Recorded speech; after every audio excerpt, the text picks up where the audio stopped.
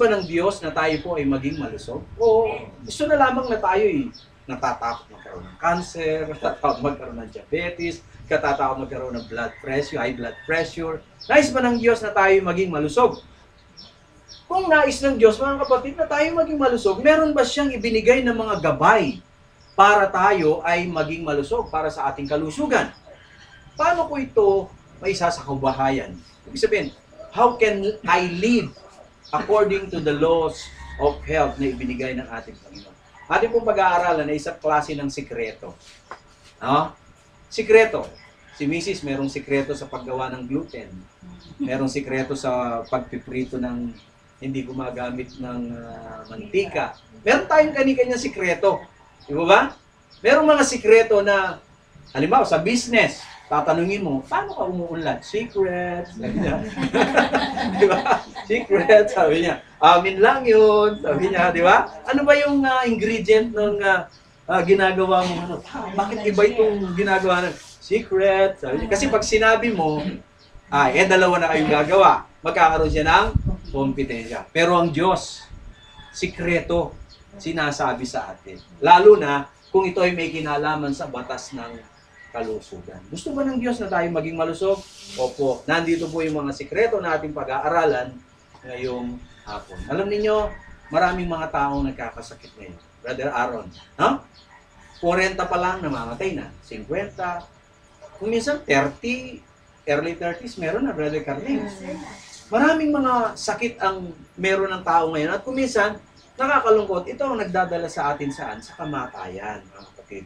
Sa Amerika, merong 3 pangunahing killer diseases. Number 1, ito po yung heart disease, sakit sa puso. Pangalawa, yung cancer. At pangatlo, yung stroke.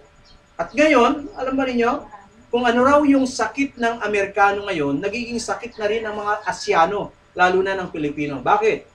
Kung ano po yung lifestyle nila, kung ano yung pagkain nila, yun na rin ang nagiging pagkain natin. Pumasok ang Jollibee, pumasok ang McDo, pumasok ang Chowking, pumasok ang KFC. Kaya yung pong sakit nila, nagiging sakit na rin po natin. Tandaan natin mga kapatid, ang tanging kayamanan na meron tayo ay ang kalusugan. Pagka malusog ka, kahit na konti lang ang pera mo, mayaman ka. Amen? Amen. Oo. Maraming mga tao, nagpapakayaman. Nagpapakayaman. Inuubos nila yung kanilang kalusugan para yumaman. Pero pag mayaman na sila, inuubos naman ang kanilang kayamanan para maging malusog. Wala na eh. Inabuso yung kanilang kalusugan. Kaya ang kalusugan, kung meron ka nito, kahit konti lang ang pera mo, ikaw ay mayaman. Amen?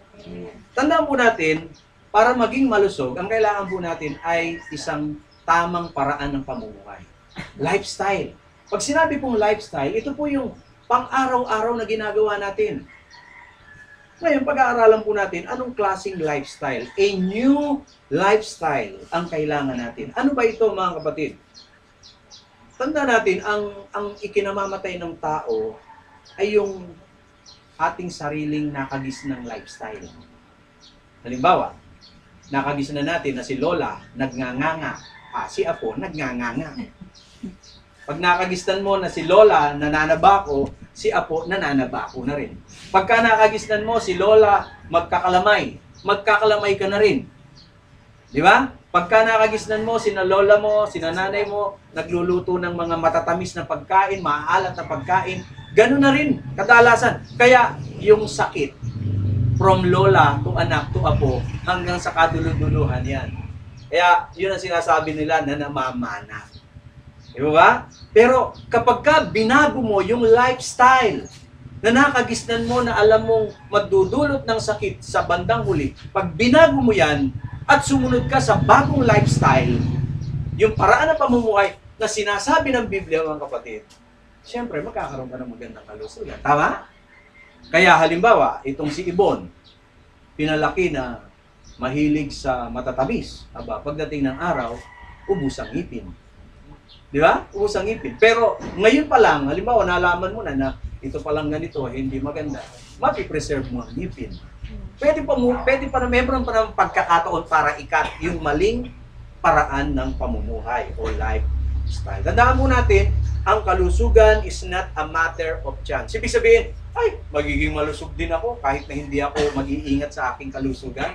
Kahit na hindi ako magiging mapili sa kinakain ko, malusog din ako. Sabi ng iba, ay, naitakda na sa tao mamatay. Sabi niya, swertihan lang yan. Sabi ng iba, di ba? Kung hahaba ang buhay mo, swertihan lang yan.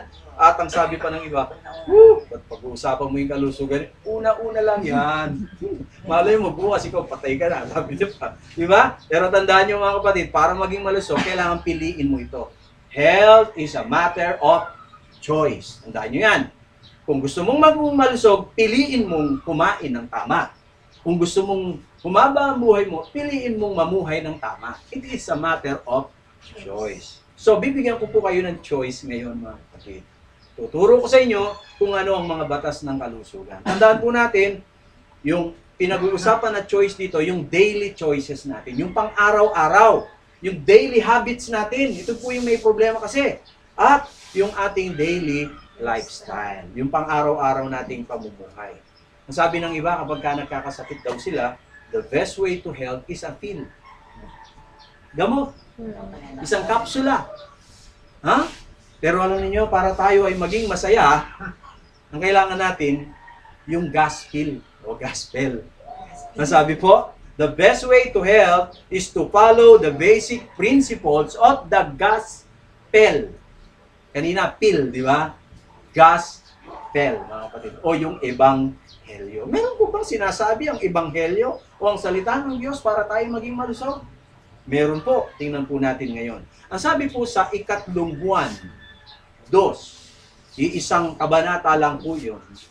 Concern ba ang Diyos sa kalusugan ng tao?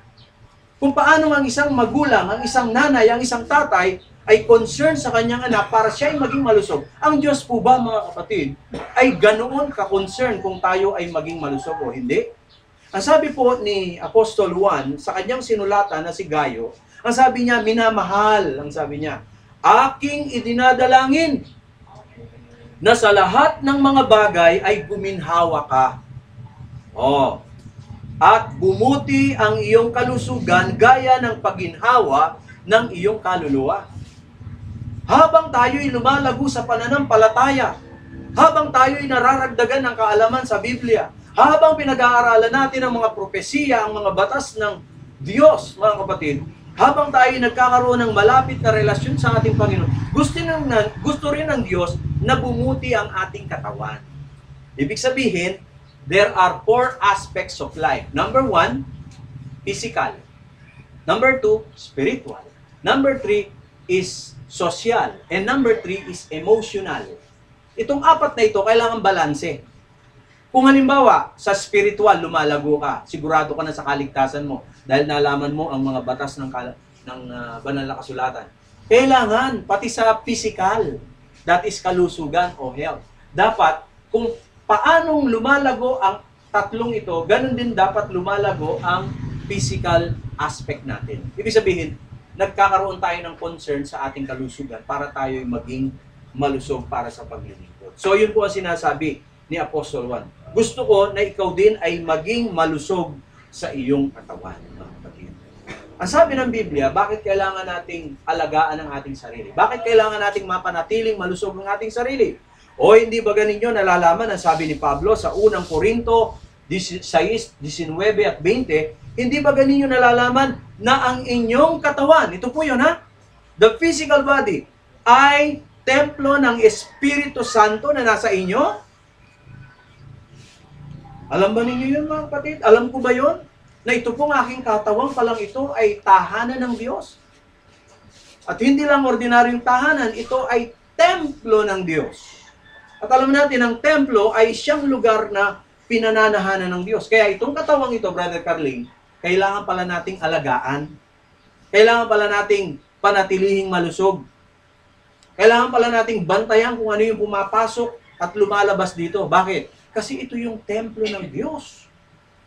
Nang sabi, tinanggap ninyo at hindi kayo sa inyong sarili. Ito palang katawang ito, buhat nung tinanggap ko ang Panginoon, binili na ng ating Panginoon. Kaya pala, hindi ko na pag-aari ang sariling ito. Templo ako ng Diyos. Ang sabi nga ni Pablo sa 20, kayo'y binili sa halaga. Ha? Luwalhatiin nga ninyo ng inyong katawan ang Diyos.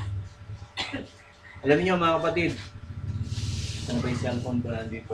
Kapag ka pala ang isang bagay, kagaya ng cellphone, no kaya ay isang mamahaling bagay sinanla mo, yun nga, kapag ka narimati yan, hindi na sa iyo. Pagka merong tumubos, kung sino yung tumubos, sa kanya na.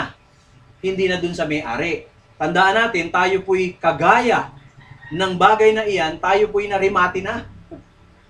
Tinubos tayo ng ating Panginoon ng kanyang dugo. Binili tayo sa halaga. Ang sabi ni Pedro, hindi tayo binili ng Diyos sa magitan ng ginto at pilak, kundi tayo binili ng Diyos sa magitan daw ng kanyang mahalagang dugo.